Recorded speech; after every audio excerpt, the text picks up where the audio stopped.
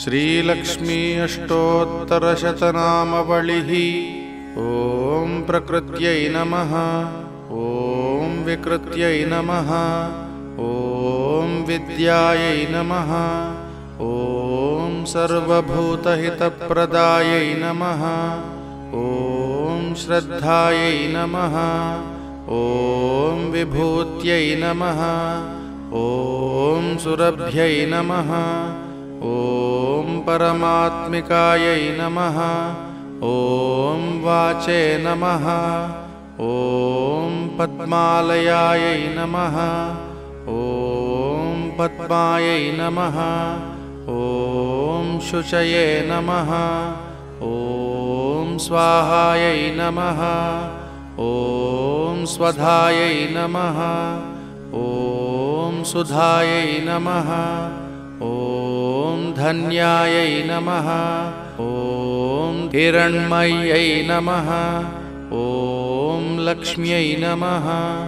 ॐ नित्यपुष्टायै नमः। ॐ विभावर्यै नमः। ॐ आदित्यै नमः। ॐ दित्यै नमः। ॐ दीप्तायै नमः।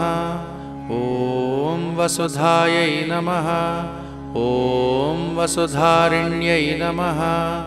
ॐ कमलायै नमः।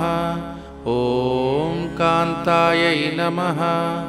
ॐ कामाक्ष्यै नमः। ॐ क्षीरोदसम्भवायै नमः। ॐ अनुग्रहपरायै नमः। ॐ बुद्धये नमः। ॐ अनघायै नमः। ॐ हरिवल्लभायै नमः। ॐ अशोकायै नमः। ॐ अमृतायै नमः। ॐ दीप्तायै नमः। ॐ लोकशोकविनाशिन्यै नमः। ॐ धर्मनिलयायै नमः। ॐ करुणायै नमः। ॐ लोकमात्रे नमः। ॐ पद्मप्रियायै नमः। ॐ पद्महस्तायै नमः। ॐ पद्माक्ष्यै नमः। ॐ पद्मसुन्दर्यै नमः। ॐ पद्मोद्भवायै नमः। ॐ पद्ममुख्यै नमः। ॐ पद्मनाभप्रियायै नमः। ॐ रमायै नमः। ॐ पद्ममालाधरायै नमः। ॐ देव्यै नमः। ॐ पद्मिन्यै नमः। ॐ पद्मगन्धिन्यै नमः। ॐ पुण्यगन्धायै नमः। ॐ सुप्रसन्नायै नमः। ॐ प्रसादाभिमुख्यै नमः। ॐ प्रभायै नमः। ॐ चन्द्रवदनायै नमः। ॐ चन्द्रायै नमः। ॐ चन्द्रसहोदर्यै नमः। ॐ चतुर्भुजायै नमः। ॐ चन्द्ररूपायै नमः। ॐ इन्दिरायै नमः। ॐ इन्दुशीतलायै नमः।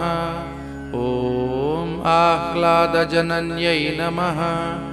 ॐ पुष्ट्यै नमः। ॐ शिवायै नमः। ॐ शिवकर्यै नमः। ॐ सत्यै नमः। ॐ विमलायै नमः। ॐ विश्वजनन्यै नमः। ॐ तुष्टये नमः। ॐ दारिद्र्यनाशिन्यै नमः। ॐ प्रीतिपुष्करिण्यै नमः। ॐ शान्तायै नमः। ॐ शुक्लमाल्याम्बरायै नमः। ॐ श्रियै नमः। ॐ भास्कर्यै नमः। ॐ बिल्वनिलयायै नमः। ॐ वरारोहायै नमः। ॐ यशस्विन्यै नमः। ॐ वसुन्धरायै नमः। ॐ उदराङ्गायै नमः।